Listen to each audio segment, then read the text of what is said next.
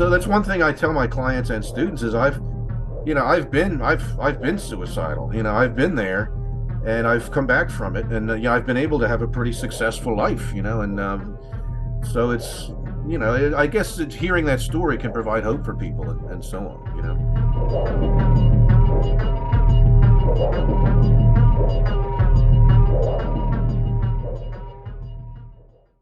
You're listening to the latest dose of Bipolar Recorder. This podcast may cause dizziness and blurred vision. Enjoy.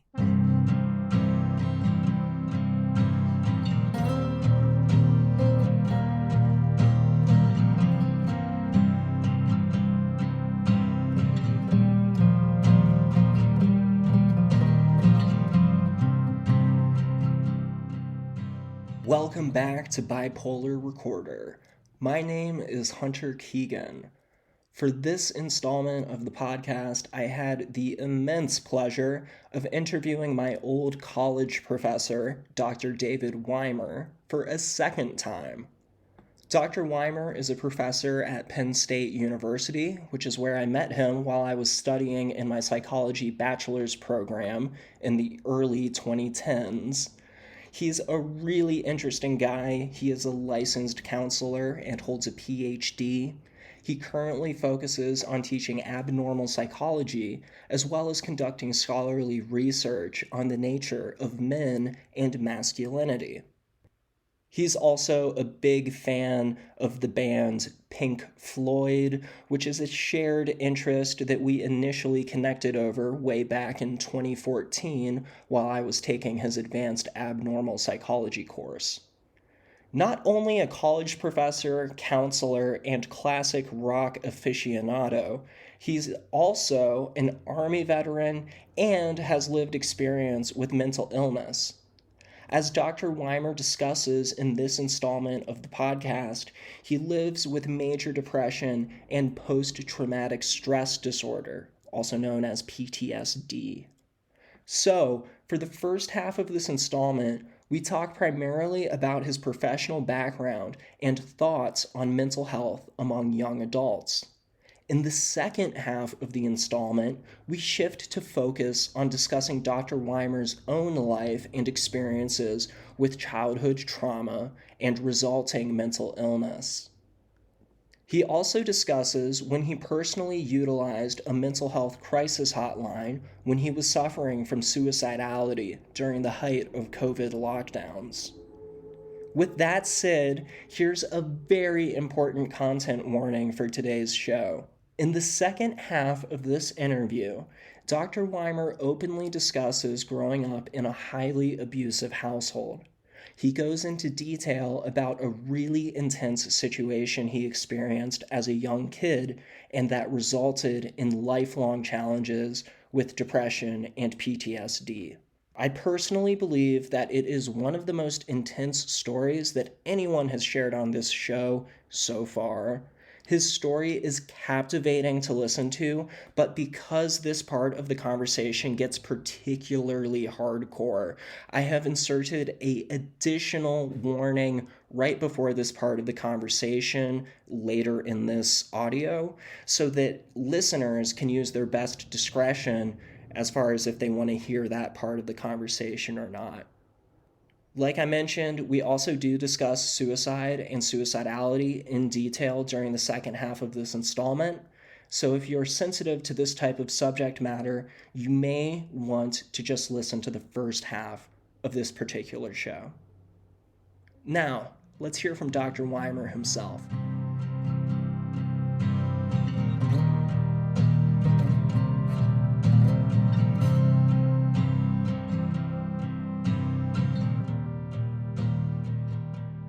I am joined today by Dr. David Wimer, a psychology professor from Penn State University.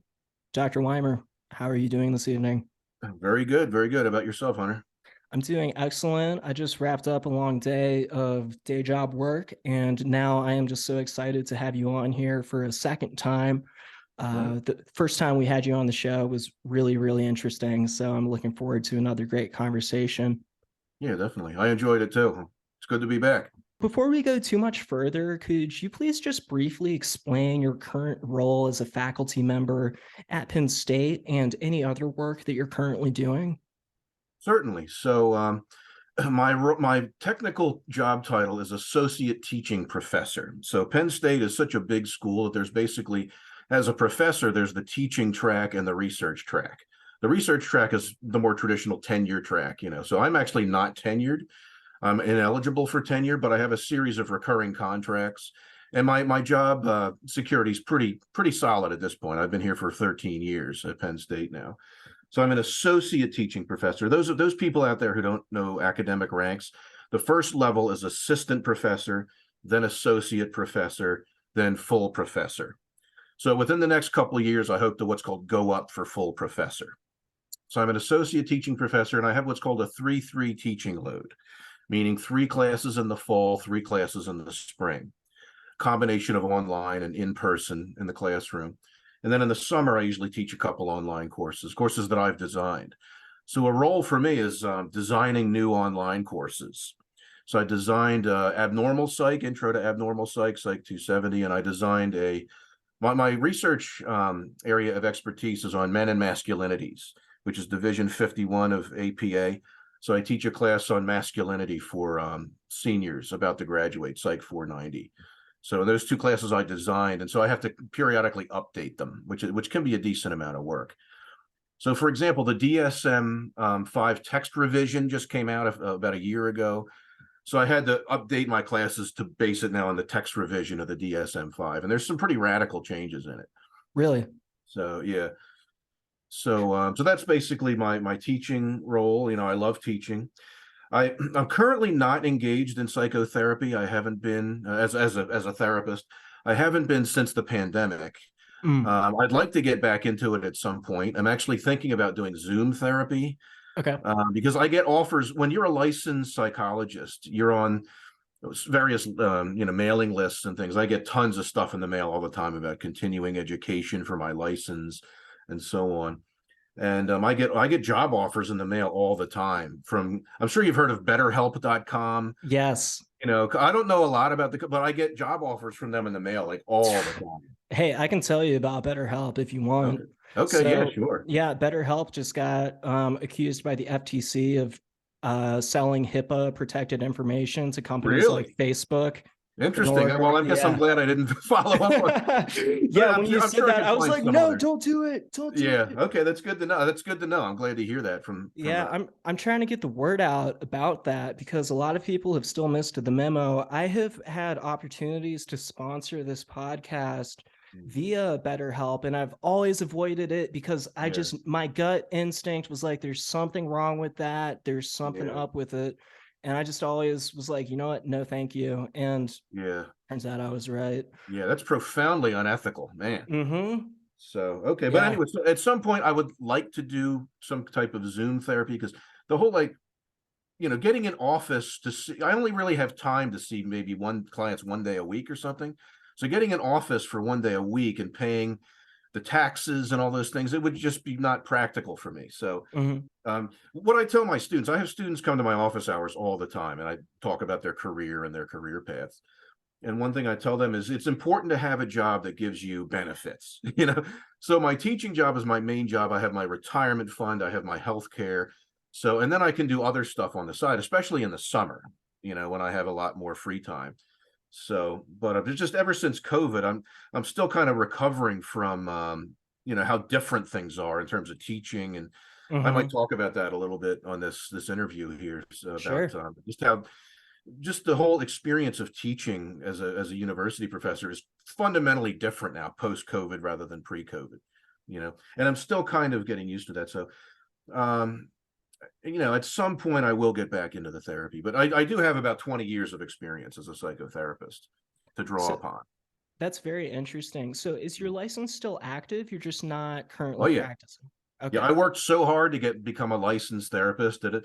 And I enjoy going to continuing ed. So in Pennsylvania, right, of course, I'm in Pennsylvania, you're in Virginia, I believe right now. So in Pennsylvania, you need to do 30 hours of continuing education every 2 years. Unfortunately, most of it is online now, and I find it kind of boring watching webinars. but I like to go to in-person trainings because I meet. It's a good way to network, meet people. And I've been to some awful trainings and some really good trainings, but the really good ones are very beneficial, to both my teaching and therapy. For example, I went to a great one a few years ago on personality disorders, and the guy who gave the training was worked with um, the Oklahoma City bomber Timothy McVeigh Wow. on death row. Mm, So he had some really interesting experiences. So I learned a lot from him. But anyway, so I do maintain my license. Long answer to a short question. It costs a few $100s every 2 years to renew my license. So got to keep those systems in business, you know. yeah, that's right.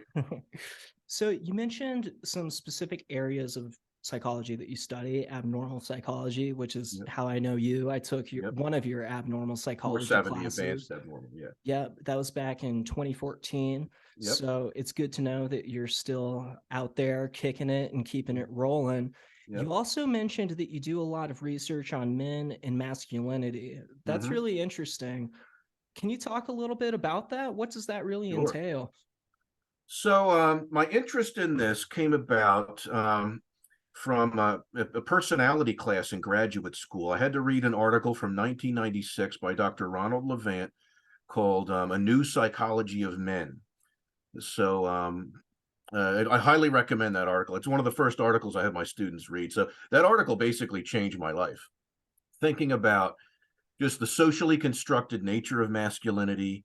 And so, for most of the 20th century, the way that people thought about masculinity was derived from Freudian stuff and psychoanalysis, which, I teach about Freud in my classes, and his views on gender were really bad and really are grossly outdated and even offensive. So, so in the 1970s, there was a book called "The 49% Majority" about masculinity by David and Brannon, 1976. Then in 1981, there was a book by Dr. Joe Pleck. It's on my shelf right over there, called "The Myth of Masculinity." And so there was a paradigm shift in the field that ultimately led to something called the gender role strain paradigm. And the research and the scholarship that I've been involved in with Dr. Ron Levant, who later ended up becoming my advisor in graduate school. So it was Wow. like a really, karma kind of thing or whatever. But anyway, so it's based in that. So the basic idea is that masculinity, let's take being nurturing. All right, there's no men can be equally nurturing as women. Okay, Mhm. men and women are equally likely to be nurturing, right? But society says that women are more nurturing than men, and people start to believe that over time. So all these gender roles and things like that are socially constructed, predominantly socially constructed. So that's a big part of what the research is about. My specific research that I've looked at is on men's help-seeking behavior. So the idea that research consistently shows that about between 2/3 and 3/4 of psychotherapy, depending on the study you look at, of psychotherapy clients are female. So why are, in my career, a large majority of my clients have been female. So why are men reluctant to go to psychotherapy? And there's many reasons for that. And so basically, the area of research that I work in studies that, why are men reluctant to seek help for psychotherapy. Also, I do research on men's health.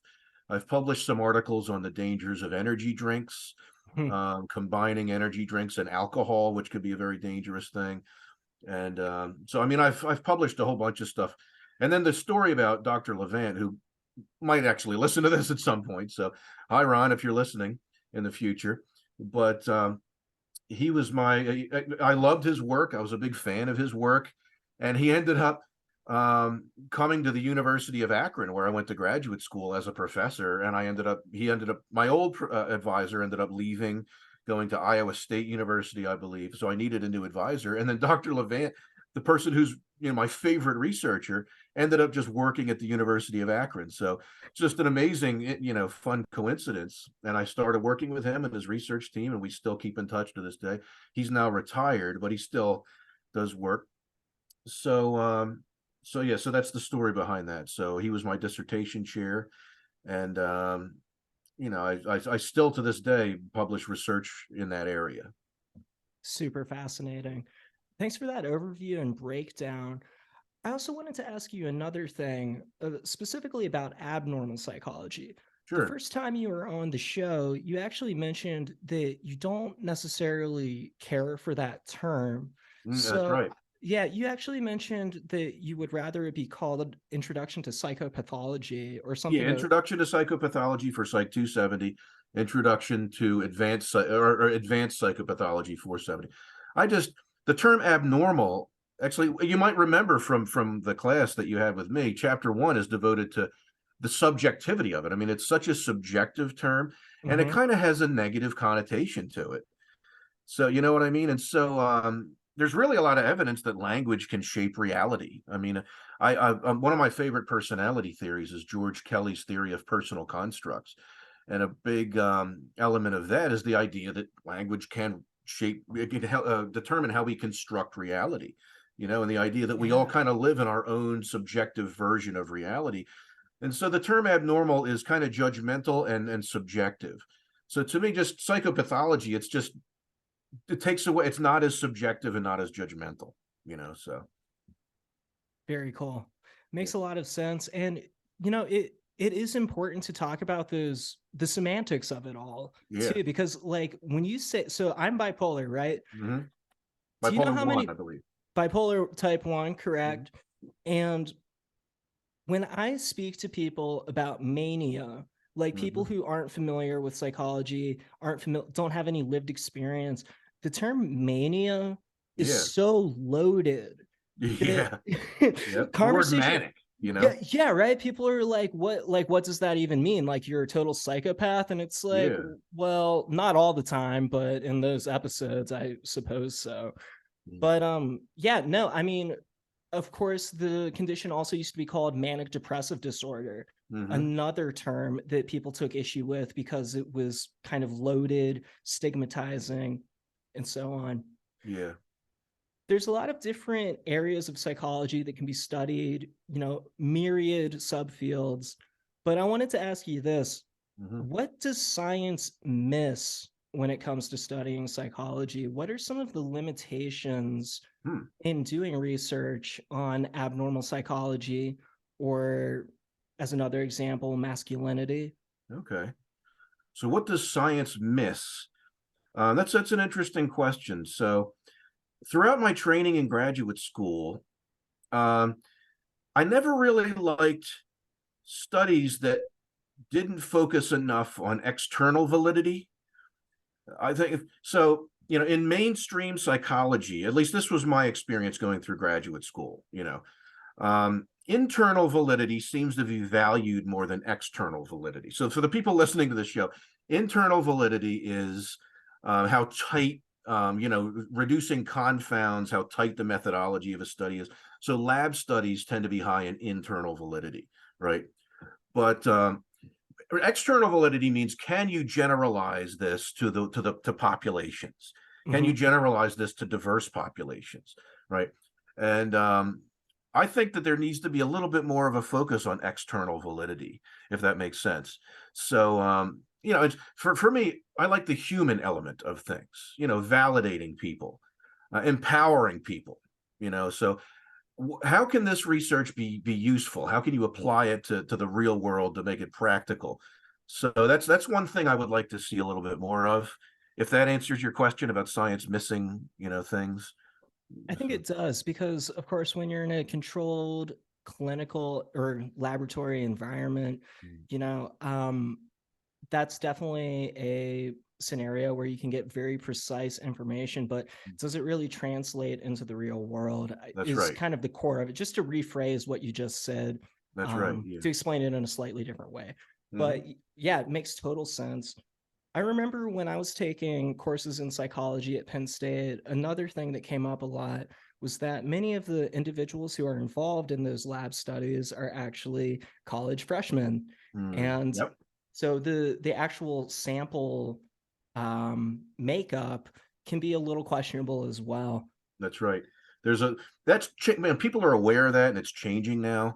I know in my own research area, people want what's called community samples. A lot of people collect data online from people who use Reddit or whatever, things like that. And so just a broader net. But so, the probably the most studied population on earth is college freshmen. You know what I mean? Yeah. Predominantly white, middle to upper middle class college freshmen, and so but again, external validity. The external validity of that isn't the greatest. But the field is aware of this. Every month I get a American Psychologist, which is a journal. It's the APA's flagship journal, and a bunch of other journals. So I keep up on lots, and I do notice kind of, how things are changing now. There's more.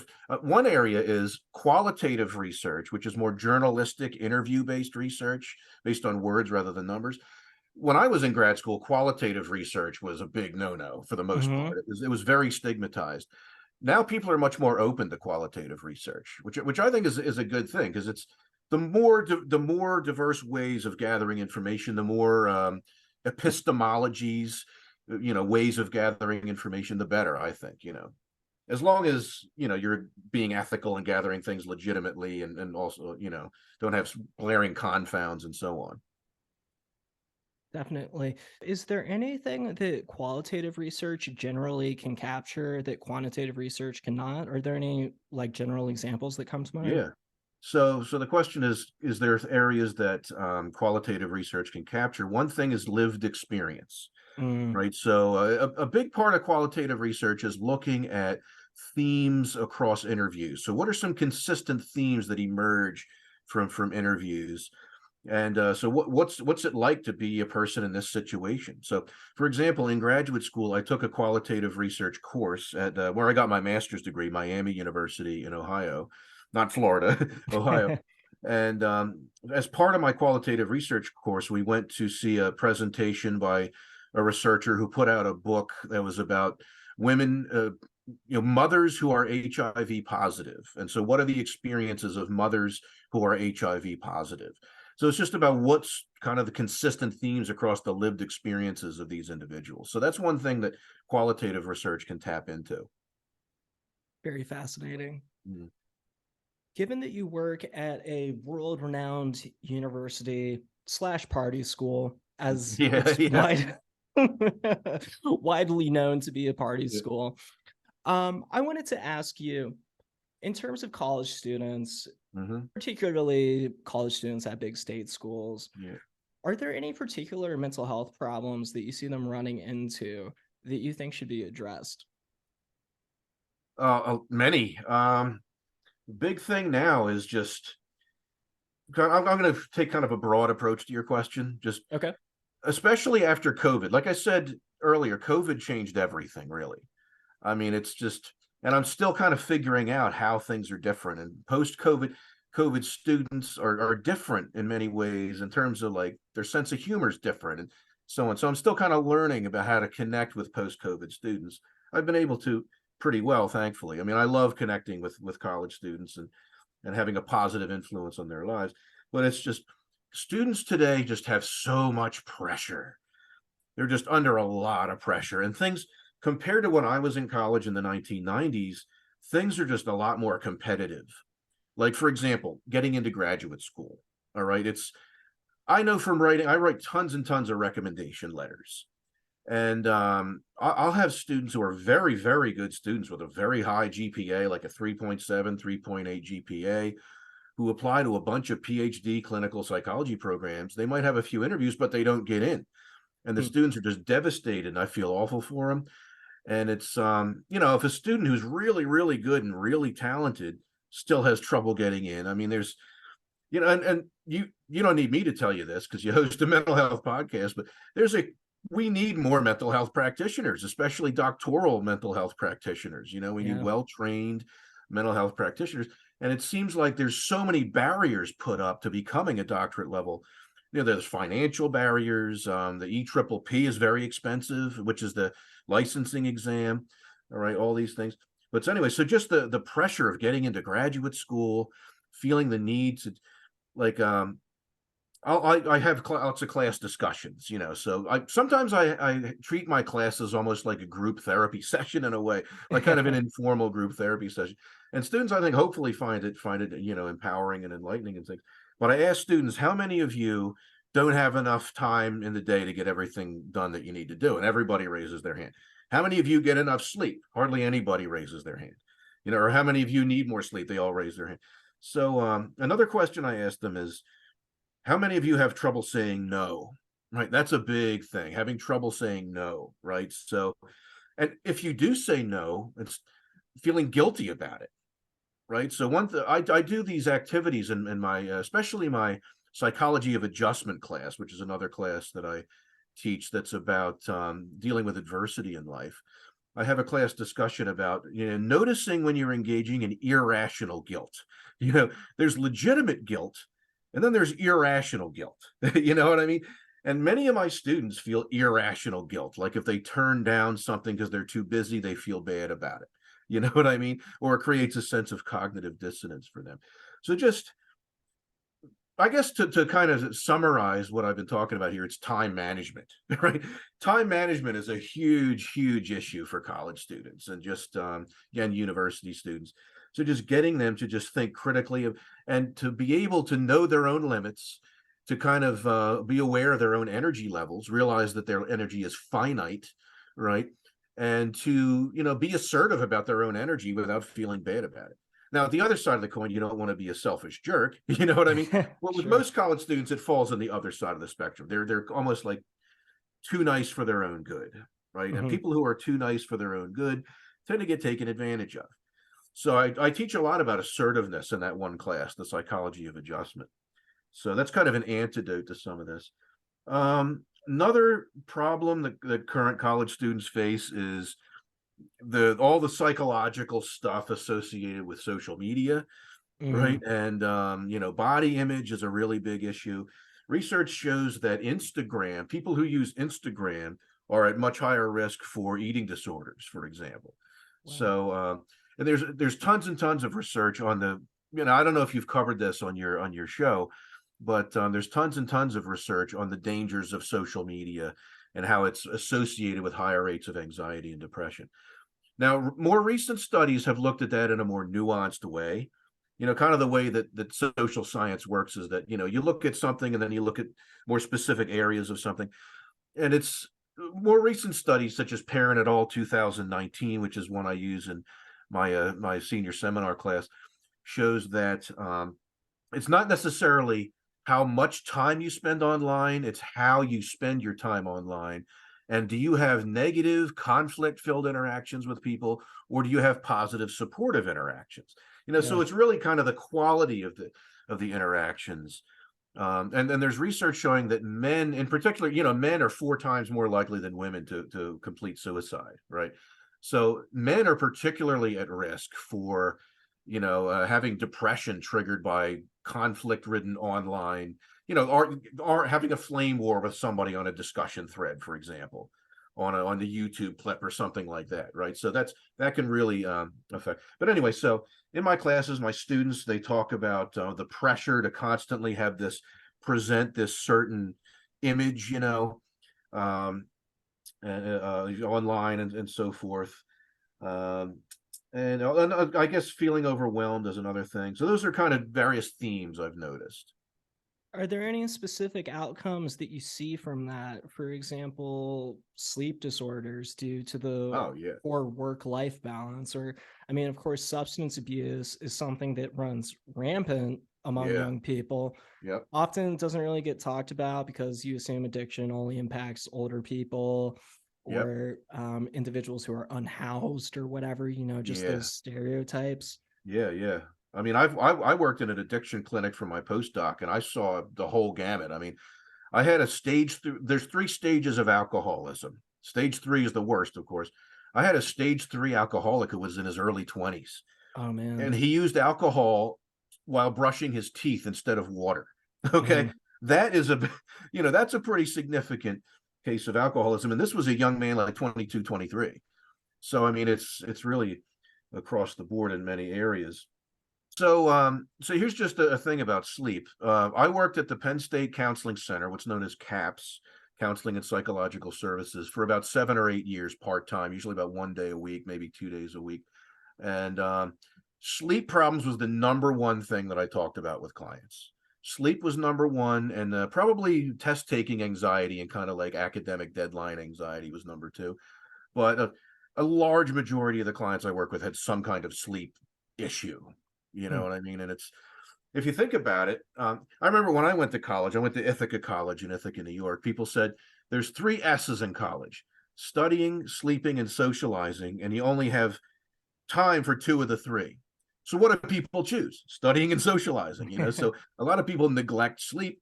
And of course, that exacerbates or worsens depression. Of course, I've had some cases of depression who had hypersomnia, which is a particularly problematic symptom, sleeping too much. Mhm. But so yeah, that's a very common one. And then just racing thoughts about grades. I mean, being obsessive about grades. I had many clients at counseling centers so I worked at university counseling centers at Penn State, Grand Valley State University, and also the University of Akron. So three different places. At all three places, I had students who would actually have panic attacks thinking about their GPA, Mhm. thinking about exams coming up, and so the good news of that is it's very treatable. I mean, I'm kind of part humanistic existential, part cognitive behavioral in terms of my approach to psychotherapy. And I use, cognitive behavioral techniques are pretty, thought-based techniques, getting people to think about the irrational nature of their thoughts and then kind of disputing them and so forth, can be very effective with anxiety inducing things related to schoolwork and grades and tests and things like that, you know. So last thing I'll mention about that is I have class discussions where I tell my students, let's say that how many of you have sat down to take an exam and you look at the first question and you think, oh my God, I'm going to fail. If you have that thought, Yeah. what stems from that? What does that lead to? It leads to your mind going blank. It leads to you focusing on, not being mindful. All right. And I think one of the most important things in the world that we live in right now is mindfulness. It might sound like a cliche, but it really is true. If you stand back and look objectively at many cognitive behavioral interventions, gestalt psychotherapy interventions, all sorts of things, the common thread is mindfulness. you know and just as an aside, one of the best things I ever did for myself, as a grad student, as a psychotherapist, is taking Tai Chi and Qigong. Just so, like, martial arts. There's many things. Just breathing properly, all sorts of things like that. So getting out of your head and into your body and just focusing on the moment. Just right here, this conversation with you. This is the only thing that we're focusing on right now. Being mindful of the moment, and that can be an antidote to a lot of problematic mental health stuff, especially anxiety. Yeah, mindfulness is definitely huge. I know that as a person who's in recovery from substance abuse issues, that's something that I talk with my peers about all the Oh yeah. time, the importance of mindfulness. And it's Mhm. very easy to lose sight of that, especially in this modern society where we're always dialed into social media, to Mhm. bring that On back our up phones all the time. on our phones, always thinking about what's coming next rather than actually Mhm. appreciating the moment that we're Yep. in. Kind of owning things, taking time to own things, Mhm. own what you're doing right at that time. Absolutely. What would you say the biggest area for improvement when it comes to helping treat these mental health issues among young adults? What would you say the biggest area for improvement would be? The biggest area for improvement, very, very good question. The biggest area for improvement among young people, college students, is simply just availability of, counselors, availability of treatment. You know what I mean? So, at the counseling center at Penn State. Now, I worked there before the pandemic. It's probably a lot worse now, but the waiting list was just unbelievable. And so I live in a rural area. Penn State is in Center County, Pennsylvania, rural area, but there's approximately 50,000 students at Penn State. Mhm. Research shows that at least a third of the American population has some kind of diagnosable mental illness, right? At least. So if you think about what's a third of 50,000, I'm terrible at arithmetic, but there's such a huge demand for services, and there's just simply not enough counselors around to meet the demand. And part of that is due to insurance companies, paneling issues, but just we just basically need more mental health practitioners, good mental health practitioners. Because I mean, I've seen some doozies, and I think I talked about that last time, and the first time I was on your show. I've had some terrible therapists and some wonderful therapists and everything in between in my life.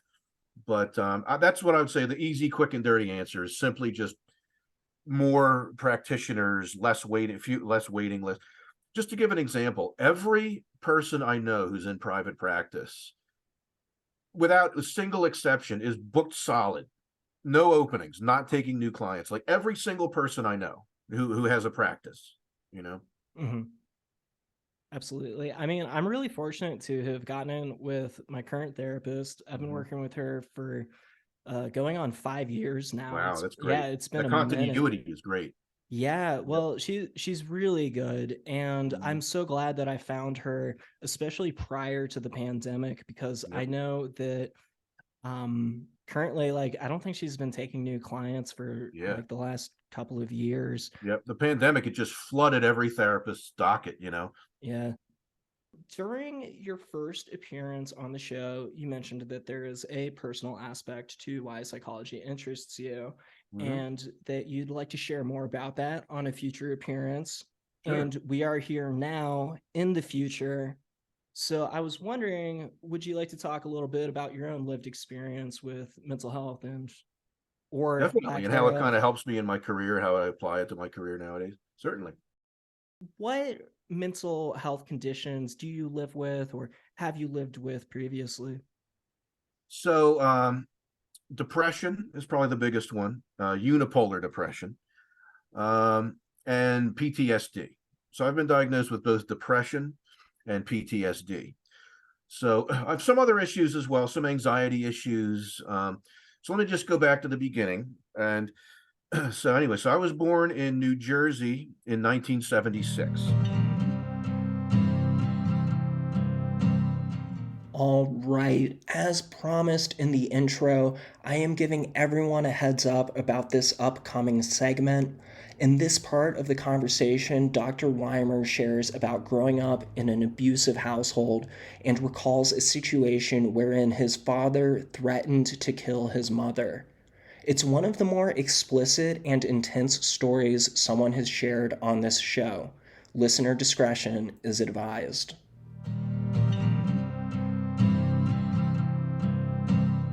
My parents, I have an older brother, a younger brother, so I'm the middle of three boys.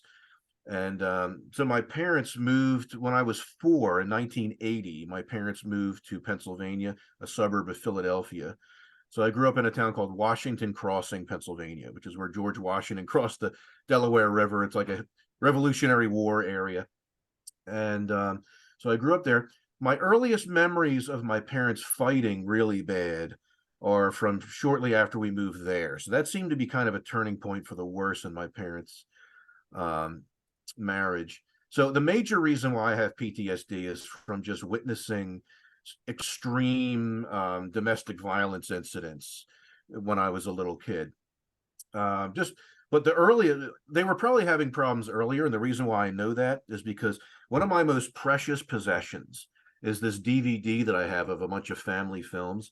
So Mm. my father, a long time ago in the attic, he found these old 35 millimeter films from the 70s. And he took them and found somebody to put them on DVD. So I have all these movies of me when I was a baby. And there's a movie of me in my first birthday party when I turned one. My dad was holding the camera. And during the birthday party, my mom walks up to the camera and gives my dad the middle finger and walks away. And my dad says, "We'll talk about it later, Janet." Like that's Oh what my he God. said in the thing. So my parents were clearly having problems even when I was one, you know. Yeah, But then so anyway, so in the early 80s, just to warn people, I'm going to tell some pretty intense stories. So just to warn people on here. sure. So some incidents that stand out. So my parents just started fighting really bad. The cops came to my house all the time when I was a kid. The neighbors used to call the cops because, and I grew up in a neighborhood where people had big yards, you know. So Mhm. my neighbors were over an acre away. They could hear my parents fighting.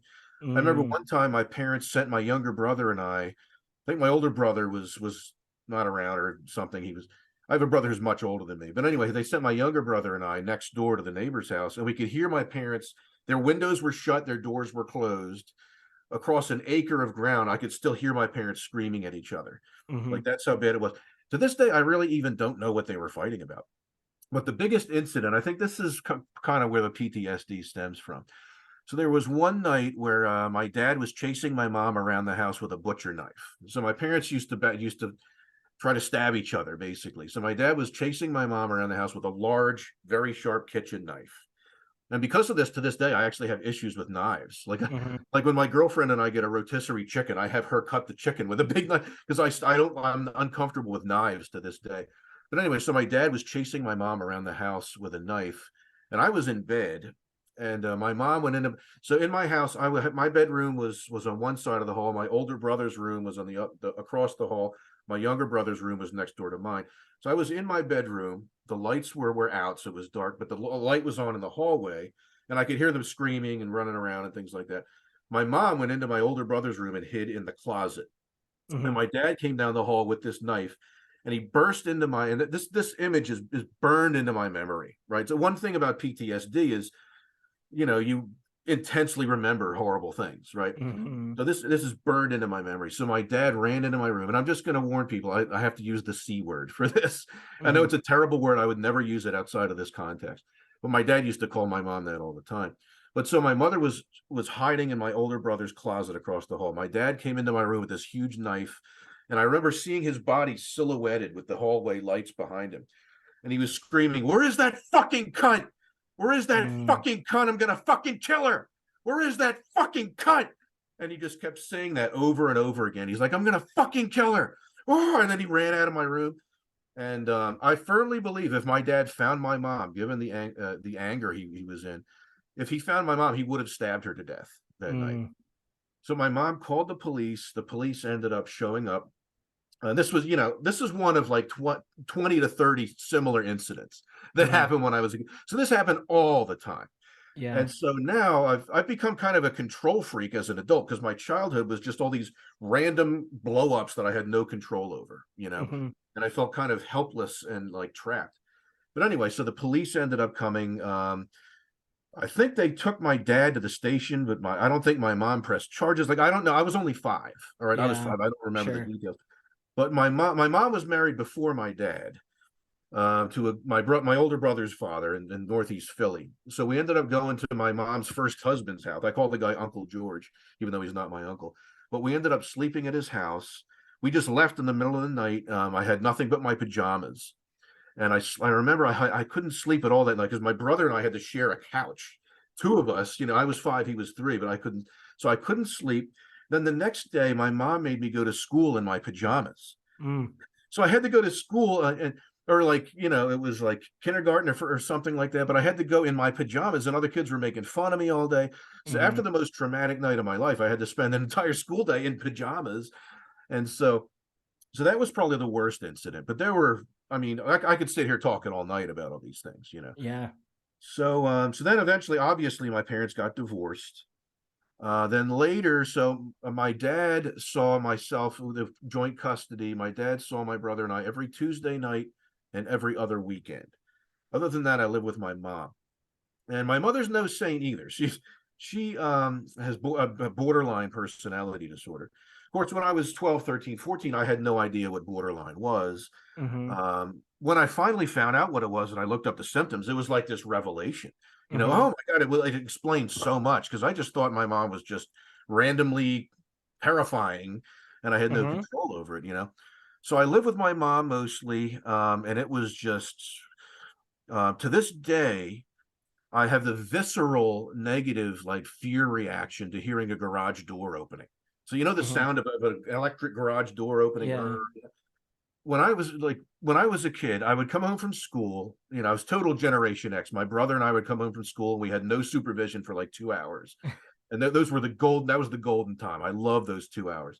Then my mom came home from work, and it was like rolling a pair of dice. Mm-hmm. So my mother could either be the sweetest person on earth or a demon from hell. If she came in the house and if the first words out of her mouth were "you fucking kids," then I knew it was going to be a bad night and we were going to have a shouting match. My mother and I, we used to scream at each other all the time. There's some, I know this is not funny, but there's some funny stories that stem from this. Like one time my mom said, "You little son of a bitch." And I said, "You know what? I am a son of a bitch." So just things like that. Oh But my my mother and God. I, we fought terribly. Until one night, my mom actually threatened to kill. She denies this to this day because that's one thing that abusive people do. My mom, if gaslighting was in the Olympics, my mom would have a trophy case full of gold medals. All right, Mm-hmm. but so my mom, she denies this to this day. But my brother and I both remember this vividly. My mother, one time we were fighting really bad. She said, "If I come home from work tomorrow and you kids are still here, then I'm going to kill the both of you." So my Whoa. mother actually threatened to kill my brother and I. Yeah. So we called my dad and we moved in with my dad the next Mm. day. We just packed up our stuff. We moved in with my dad, and I didn't know this at the time, but my mom ended up losing her alimony because of this, and she had to sell her house, and her life's been basically in a financial downward spiral ever since. So anyway, so she blames me and my brother for that. And she's like, if you kids never moved out, I would have never had to sell that house. But it's like you threatened to kill us. You know what I mean? And it's Yeah. just growing up with two parents who are just like, my dad's a narcissist, so he's no, so my both my parents were abusive, but in very different ways. Mm-hmm. You know, the way my dad was abusive was mostly he married my stepmother when I was in high school, when I was like 16 or 17. And she had a daughter who I got along with. I liked my stepsister, but my dad and my stepmother always showed blatant pronounced favoritism toward my stepsister. So I Mm. got the message over and over again that I was a piece of shit. When I was growing up, my mom didn't want us, my dad didn't want us there. So my dad kind of reluctantly let us move in with him. But I could tell after a while, I was smart enough to know, even though I was young, that we were kind of like ruining his bachelor lifestyle. You know what I mean? So I Yeah. kind of grew up just feeling unwanted. And so depression really set in when I was like an adolescent. And that's Okay. when I started, like 13, 14, 15. I hated school. I hated ninth grade through like 11th grade was probably the worst time of my life. And I just had really bad depression. And when I was that age, I didn't really even know what it was. Mm-hmm. You I remember just having such severe depression. I would just lay on the rug and just stare at the ceiling for hours, just feeling like I'm just weighed down with rocks or something. I believe that's an example of anhedonia, just Mm-hmm. feeling lack of pleasure in things, lack of motivation, right? And then again, but when I was young, I didn't know what depression was. But my family, because of the divorce, we were required to go to therapy. Mm-hmm. And I ended up seeing a therapist who I briefly talked about the first time we had a podcast interview. And he ended up referring me to a psychiatrist who put me on Prozac. And I started taking Prozac the fall of my senior year of high school when I was 16. And it really made a big positive difference for me. And so the second half of my senior year of high school was like a breath of fresh air. It was so much better. I started having a supportive friend group. Probably the most fun I've ever had in my life was me and my high school friends. We went to Disney World on a senior class trip. I really loved the prom, graduation parties. It was a good time in my life. So Prozac really made a big difference. That combined with therapy, seeing this therapist who was kind of our family therapist for years. Then I went to college, went to graduate school. So depression for me, depression is cyclical, right? And so it comes and goes. So I've had my depression has waxed and waned over the years. Right now, it's a pretty good time. It's a good time for me. I feel pretty good right now overall, even though I just lost my beloved cat a few months ago. That Oh. was a tough thing. But overall, I'm doing pretty well right now. But anyway, so my first year of graduate school. So I went to Miami University, Ohio, for a PhD in social psychology. The reason why is because in undergrad, I never actually, you're at Ithaca, you're not required to take an abnormal course. So I was never exposed to clinical stuff, in Hmm. undergrad. So I went for a PhD in social psychology. My first semester, I had two just really mean professors. I had this one professor, obviously, I'm not going to say his name, but he made me just cynical about social psychology and he was a very abusive professor. He was very mean. Like his feedback on papers was just like nasty and vicious. Uh, And he used to make thankfully he wasn't my advisor, but he used to routinely make his grad students cry. Like I mm-hmm. would see grad students coming out of his office with tears because he was just so mean and nasty. Wow. But so I had that to deal with. And then September 11th happened. That was around the Jesus time of Christ, September 11th. man. Yeah, all sorts of things. And so that time was a very tough time for me. Yeah. And then my advisor died from a heart attack. Right. Wow. So Wow. I had one advisor who I didn't click with for various reasons. I'm not going to go into but he was very unethical and we didn't click. So I went to a new advisor. A month later, he died from a heart attack, and I had to go back to my original advisor after burning the bridge with him. So Mm, it was a very tumultuous time. Ironically, though, socially, it was probably the best time of my life. Socially, the friends I have from Miami, you were probably some of my closest friends that I have to this day. But anyway, so then I went to Akron, and Akron was great. I mean, the University of Akron was a perfect fit for me. Got my PhD in counseling psych.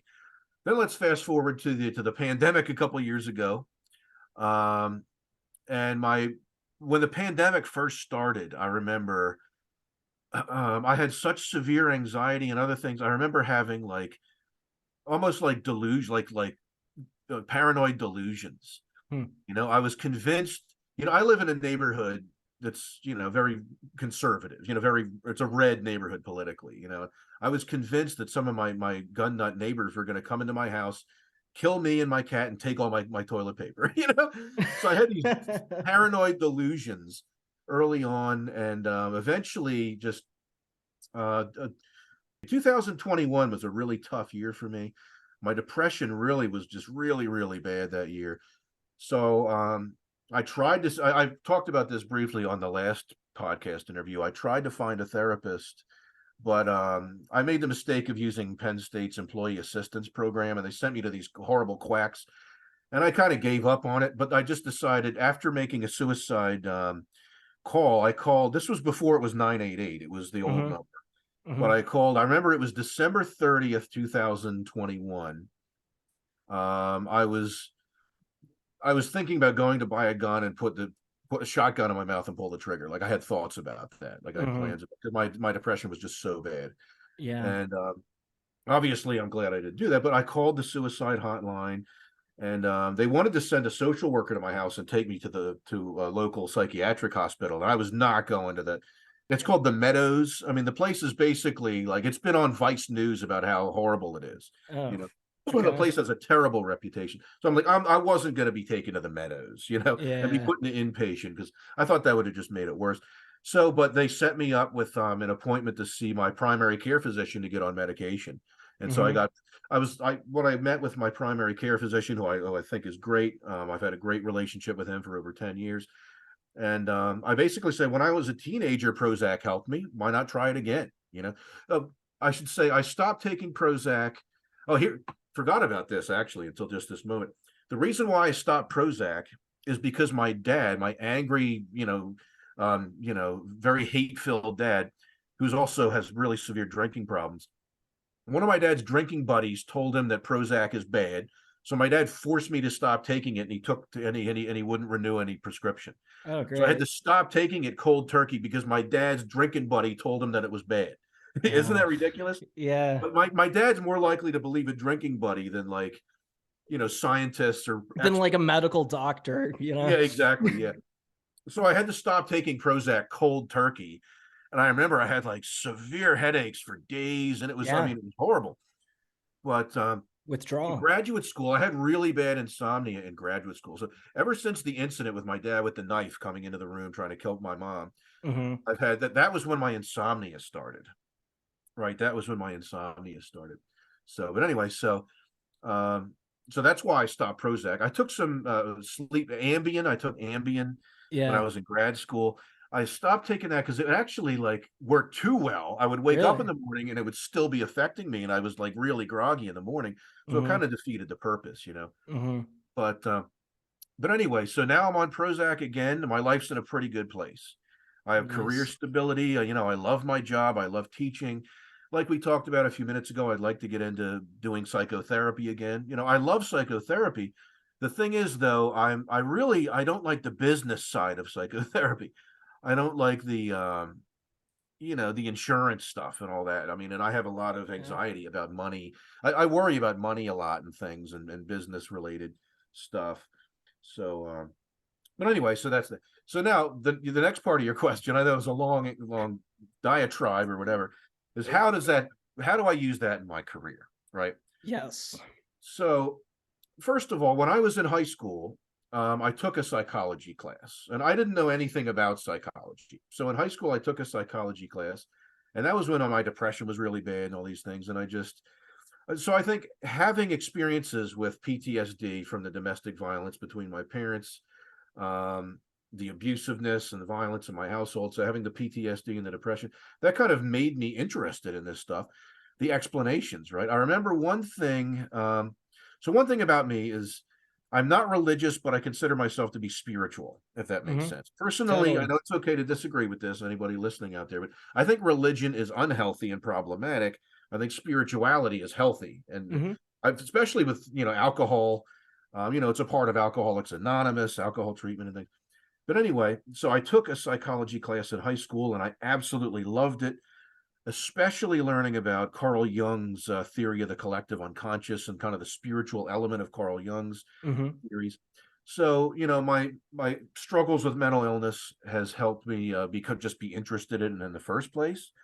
And I think, especially for a career, you really need to have some kind of motivation, to be interested in subject matter. So the initial interest, and then just I think empathy. My most recent clinical position was working for a local community mental health agency, working with children with mostly with oppositional defiant disorder and some other things. And almost all of the kids have situations, where there's a broken home, there's problems in the home, there's violence between their parents, things like that. So I can relate to children in those situations. And I've just one thing about me as a psychotherapist and the populations I work with, it's just kind of whoever ends up on my schedule. And just through serendipity, I've had lots of experiences working with children. So I can really empathize with children who are in traumatic environments because I know what that's like.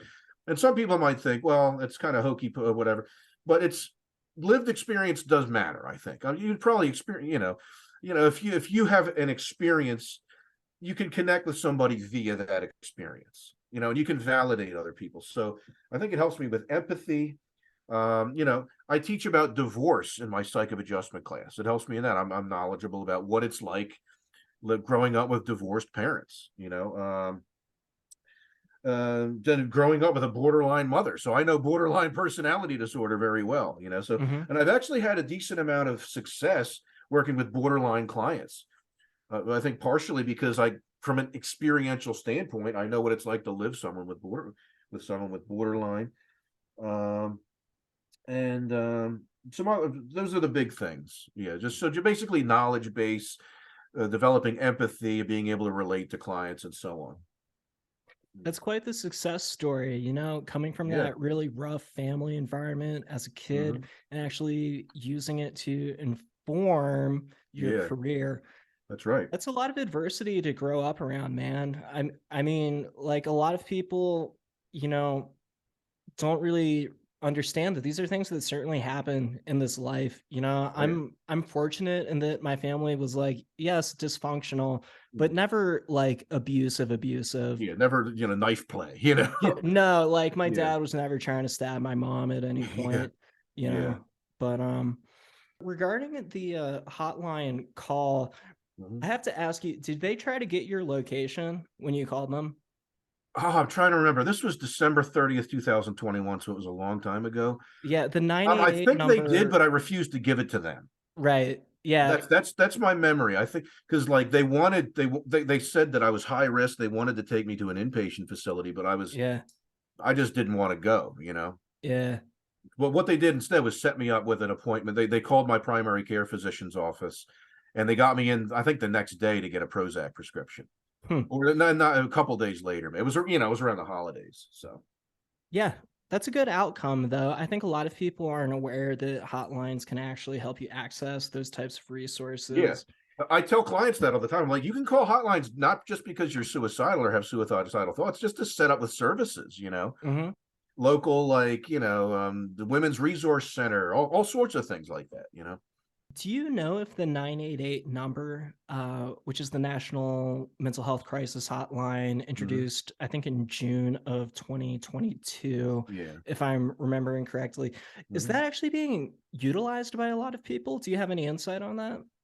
I don't know. I'm sure there's data if you look up data. Yeah. maybe through the Centers for Disease Control website might have data on that. When I've published research in the past, the Centers for Disease Control's vital statistics reports was a useful resource. The World Health Organization website's a useful resource in getting a lot of those data, but I'm not really sure off the top of my head. Sure. It would make sense because it's now a 3-digit number. Before I had to just Google it and type in the 1-800 whatever it was, Yeah, it's nice that they've consolidated it. I also like that they market it as not just a suicide hotline, but a Hmm. crisis hotline in Yeah, general. I know definitely. people who have recently utilized it, and it has been life-saving for them. Hmm. So definitely a good resource for anyone to keep in mind if you feel like you ever may need it. Definitely, yeah. So one last thought about talking about my own mental health journey is, so that's one thing I tell my clients and students is I've been suicidal. I've been there, and I've come back from it, and I've been able to have a pretty successful life. And so I guess hearing that story can provide hope for people, and so on. So I had a suicide attempt back in Mm. November. Oh wow. Yeah. So November that was 2022. Yeah, like 2 weeks after you and I spoke Oh the first no. time. Okay. Yeah, it was Oh no. crazy, dude. So that was really nuts, and something that led up to that was actually just horrible insomnia. I had Mm, been taking Klonopin as prescribed by my doctor to sleep, okay. and it was not helping me sleep that much, Yeah, I've but I've I had bad experiences with Klonopin. yeah, I gotta say, having gone way too hard with it now, I don't feel comfortable ever taking it again. After Yeah. this happened, I avoided the hospital because I just survived the overdose and like woke up Yeah. the next day and I was like, "Whoa, that was fucking crazy." Oh no. So you had to get your Yeah. stomach pumped and stuff? No, no, Oh, okay. I just woke up the next day and I was still totally fucked up, but Oh, I wasn't like vomiting. I okay. was able to Well, avoid having to call 911 and stuff. yeah, But I'm I really did glad you got through that. Thanks. Mm. Yeah, me too. But I did call my psychiatrist and I did tell him what had happened. And yeah, so I no longer take Klonopin. I don't Okay. think that that's a medication that anyone should be on. But just mentioning that, well, I shouldn't say anyone. For people Yeah. like me, it's probably Yeah, I mean, best my to. own experience. So here's a story about Klonopin. So when I was at the University of Akron, it was given to me for sleep. Later, I took Ambien instead. But the nurse practitioner at the campus health center, or whatever, at U Akron, gave me a Klonopin prescription, and I would just randomly just have these moments of confusion. Like I remember I was driving home from campus one day, and I just forgot what my exit was on the highway. Mhm. Like I passed my exit. I'm like, how do I get home from school? Like and as soon as I stopped taking the Klonopin, I stopped having experiences like that. It was kind of scary. My other thing about Klonopin and really all benzodiazepine medications is that you have to take such massive doses of it to feel fucked up. Like Yeah. it's a very clear-headed. I don't know if you've ever like abused it, but Oh no, no. like okay. So speaking from my own Mm. experience, yeah, so you have to take like a massive dose before you start feeling intoxicated. The problem is even after 0.5 milligrams, you are intoxicated. You're just not feeling it. That's the problem with energy drinks and alcohol that I in that publication I put out. Yeah. Yeah. So anyway, super bad news, but I'm glad that you were able to reach out to that resource when you needed it. Yeah. Yeah. Did not go out and buy a shotgun. Good Yeah. job. So Yeah. yeah. Yeah. So I talked about this on our first interview back in November, but I do not own a firearm. I've mentioned before, if I owned a firearm, I probably wouldn't be here today. Mhm. So yeah. Yeah. Well, what do you think is fueling the social stigma around mental illness right now? Would you say it's just general fear? Is it the mainstream media? Is it just ignorance? Huh. Social stigma around mental illness right now. Well, on a flip side, I think the stigma, especially with Generation Z, is much lower than it used to be. But there's still the pervasive idea that it's the whole weakness thing, I think. And I've had so many, especially male clients, come in and I'm like, I don't want to look weak. I don't want to seem weak. You're not weak if you're mentally ill. That really bothers me. What I tell people is you're strong. If like I mean, you're a very strong person from dealing with all you've had to deal with bipolar. You know what I mean? So Thank you. it's a very difficult thing. And I think one of the most difficult things a human being can do is get over addiction. You know, as somebody who Mm, was an addictions counselor for a while, I used to run what's called intensive outpatient drug and alcohol groups, which means three mm-hmm, times a week.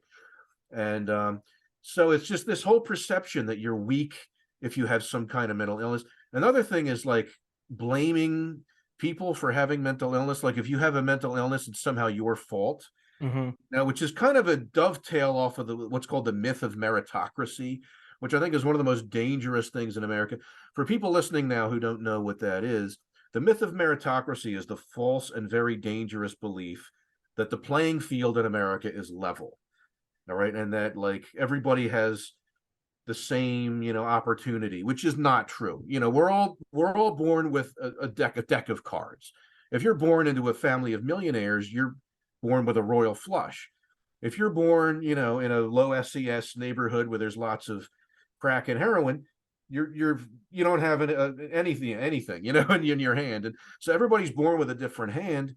And it's being judgmental without understanding the context, I think is just really a horrible thing. And when I teach my students, I tell them that I think one of the worst qualities a human being, and especially a therapist, can possibly have is to be judgmental. Mm-hmm. Right? I think being judgmental is just a horrible thing, especially in the mental health world. Absolutely. What do you wish people understood about what it's like to live with mental illness? Like what it's really like, given that there's all this stigma and misinformation? Yeah, yeah. Just well, one thing I've learned as a therapist is that every thing is unique. Every case is unique. Your case of bipolar is different from my cousin's case of bipolar is different from the clients I've had. Every episode of depression is different. Every depression manifests differently in every client, right? So there's individual experiences, individual differences. That's one thing. I guess just being empathetic and realizing that if somebody's living with depression or bipolar, like in your case, or in severe, let's say, agoraphobia. I've had many clients with agoraphobia, something like that. It's not the person's fault, and Mm-hmm. the person's not being a big one. I think one of the most misunderstood disorders is OCD. Mm-hmm. Right, one of my best friends has OCD, and I've seen through him. I mean, when he visits me, we go hiking together and stuff like that. We're into outdoor stuff. It takes him 45 minutes to brush his teeth Yeah. because he has a routine, Mm-hmm. and it takes him. He said he's been in the shower for hours because if he Yeah. messes up his routine, he has to go back to the beginning. And that's not it's because he has childhood trauma, Mm-hmm. So it's just because OCD is not a quirky. There was a TV show years ago called Monk. I'm sure you're familiar. I think it kind of created a lot of misconceptions about OCD, Yeah. right? It's not this cute quirk. It's a horrible thing to live with. And so people just need to have empathy and just not blame the victim. Or not, I don't even like the word victim. Not blame the survivor, not blame the person with the condition, and just empathize and try to understand as much as you can. You know. One thing for me personally is I just wish people would stop conflating mental illness with immorality. Oh yeah, You know definitely, what I mean? Like you're mentally definitely. ill, so you must be evil, you Hmm. know? Yep. Um, and I think that's ableist as fuck. And I'm Yeah. trying Oh to yeah. trying to shift Yep. away from that a Oh little yeah. bit. I mean, throughout history, the demonology stuff in the 1600s and everything, and I mean, people still believe some of that in certain parts of the world. Yeah. But anyway, yeah, definitely. So a lot of people say, isn't it hard to work with, a large majority of the time, even people with personality disorders, most of the people I've worked with are very pleasant to work with. I mean, they're people who I enjoyed talking to. And, I wouldn't say there's only a handful of people who I've worked with in my 20 years career as a psychologist or psychology grad student, doing mental health stuff that were kind of dangerous or concerning people, Hmm. and I've worked with in community mental health. I've worked with gang members, Hmm. members of the Bloods, Hmm. and they were really good kids. They were just really good kids, really smart, really talented. But this one kid was an amazing graffiti artist, and they're just born into a really bad situation. Yeah. And sometimes they join a gang because it's like safety in numbers. They don't want to be in the gang, but once you're in a gang, you can't get out, Hmm. or it's hard to get out, and so you got to consider context and what's the environment that this person's mental illness is manifesting in, you know. Definitely. Well, Dr. Weimer, I just wanted to thank you so much for coming on the show. Yeah, Before no we problem. wrap up, I did want to ask you if you have anything that you'd like to plug. Like, are you doing any new research? Do you have any new articles or books that have come out recently? um I'm I published a few science fiction novels a few years ago, but unfortunately they're out of print. It's called Seatopia Book One and Seatopia Book Two. It was meant to be a trilogy, but then my publishing company went out of business, and I kind of I the third book is halfway finished. But anyway, so I'm not really going to plug that. I could send you some of my more recent publications if you're interested. Yeah, if you send Um, them to me, I can link them in the episode description so people can check okay, out some of your work if they'd like to. sure. And then let me think of anything. Yeah, I write short stories. I could maybe send you some short stories that I've written if you're interested. But no, right now I'm kind of in a holding pattern with stuff like that. Okay. I'm not really publishing. I always write fiction, but I had such a bad experience dealing with the publishing industry that I don't really publish it anymore because it's yeah. Do you have any major goals for the future? Um, Paying off my student loans, paying Nice. off my mortgage. Uh, Yeah. right now I'm in a good place right now. I'm just kind of in coasting mode, really. And I'm not, saying that what I'm doing now is like easy, or it's just I'm at a point now where I've been teaching at Penn State for 13 years. I've been teaching college classes overall for 21 years, I think, and I just have a lot of confidence and I really love what I do. And so it's I guess another goal would be to get back into the psychotherapy game, and just because I miss it. I miss seeing clients one on one. But just kind of, be the best uncle I can be the best funkle I get. I have two nieces and a nephew, and just be the best family member I can be and the best boyfriend I can be, and just try to just enjoy life and be in the moment as much as possible. So I'm trying not to think about the future. I'm trying to think about the present. Like this summer, I'm going to see a bunch of rock concerts and looking forward to that. Just trying to just enjoy my life as much as possible. Nice. What concerts are you seeing? Well, I love Fish, Okay. PHISH. I'm going All to see right. them a few times. My girlfriend and I are going to Atlantic City to see Tears for Fears. They were a pop Okay. band I liked when I was a kid. I'm very familiar. Yeah, and yeah, and a bunch of other shows. I'm going to see Carl Palmer from Emerson, Lake and Palmer. I'm Okay. going to see him later. The one I'm looking forward to the most, though, is probably Fish. The two Yeah. Fish shows I'm going to see. Yeah. Those shows can get pretty crazy, man. Oh yeah. Oh, Those Fish it's a shows. great scene. Yeah. The Fish shows, the Dead and Company shows. You got to be Yep. careful with those crowds. Well, the Fish crowds are usually very welcoming and very friendly. Oh yeah. Yeah, yeah. No, people are all super cool. You just got Yeah. to, got to keep your wits about you, I guess, to a Yeah, that's certain right. Yep. extent. My brother says he was once at a Grateful Dead show where he saw a guy roll down a hill, stand up, throw up, and then argue with his own pile of vomit. Yeah, He was that on can like happen. mescaline or something. Hmm. Yeah. Wild times. Well, I hope you enjoy those shows. It sounds really exciting. And again, just thank you so much for coming on. Totally Yeah, thanks a appreciate lot. your time. And you're welcome back anytime you want to come on. Great. That's good to hear, Hunter. And as for me, it's very rewarding to see how you've, become successful and how you've overcome all your adversity and things. So I Thank really, you. yeah. So I'm really proud of you in this podcast. Thank you so much. I So really appreciate that. definitely. All right. Have a great. I enjoyed this, and I'll best wishes with the summer. Have a great summer. Awesome.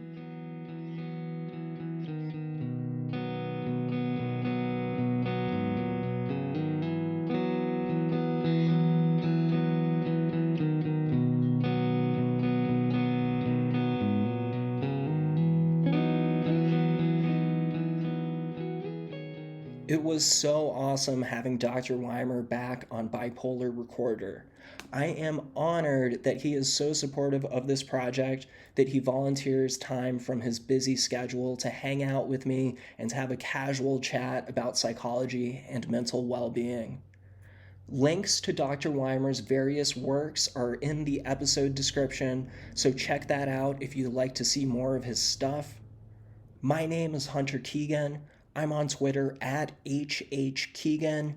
Bipolar Recorder is on Twitter at Bipolar Recorder. This project started back in October of 2021. Remember that I've kept this show entirely independent so far. Instead of relying on intrusive ads to fund Bipolar Recorder, we rely on our super cool listeners, that's you, to help keep things running. If you have the means to do so, please consider checking out our Patreon page and make a donation so you can get some dope exclusive merch.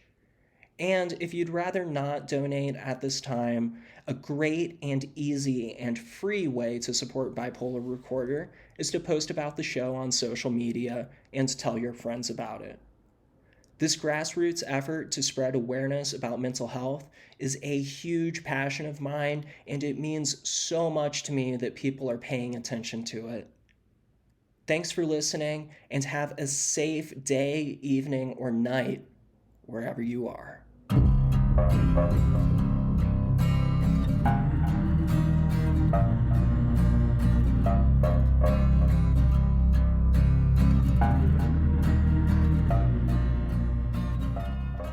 Bipolar Recorder is a listener-supported show. To help keep the show running, consider checking out our Patreon page or visiting bipolarrecorder.com.